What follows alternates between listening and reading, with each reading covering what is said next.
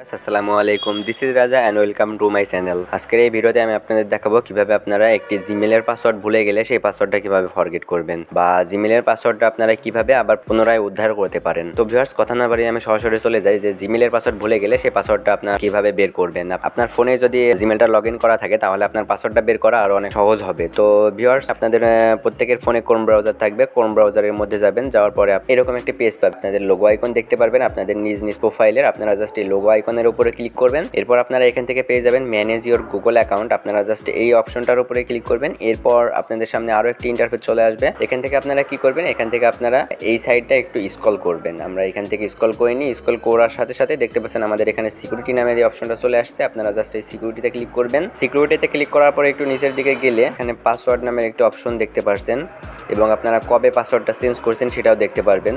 তো এখান থেকে আপনারা এখন এই পাসওয়ার্ডটা চেঞ্জ করবেন। তো এর জন্য আপনারা পাসওয়ার্ডের উপরে ক্লিক করবেন। পাসওয়ার্ডের উপরে ক্লিক করার পর এখানে আপনাদের কয়েকটি অপশন পার করতে হবে। যেমন অপশনগুলো আপনাদের একবার বলে নিই। অপশনগুলো এমন হতে পারে যে আপনাদের ফোনে যে স্ক্রিন লকের পাসওয়ার্ডটা আছে এই স্ক্রিন লকের পাসওয়ার্ডটা চাইতে পারে।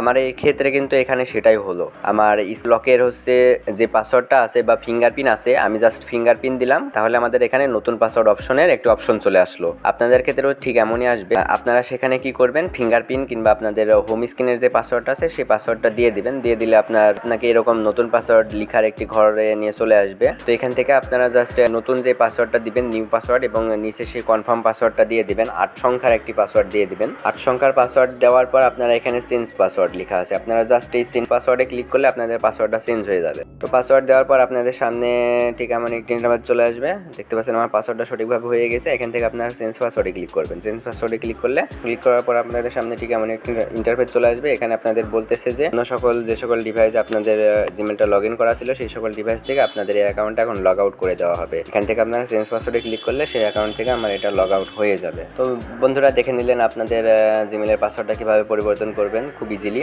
তো ভিউয়ার্স, এই ছিল মূলত আজকের ভিডিওটি যদি ভালো লেগে থাকে তাহলে অবশ্যই লাইক দিবেন, আর এমনই রিলেটেড ভিডিও পেতে আমার চ্যানেলটি সাবস্ক্রাইব করে রাখবেন। ধন্যবাদ সবাইকে। আসসালামু আলাইকুম।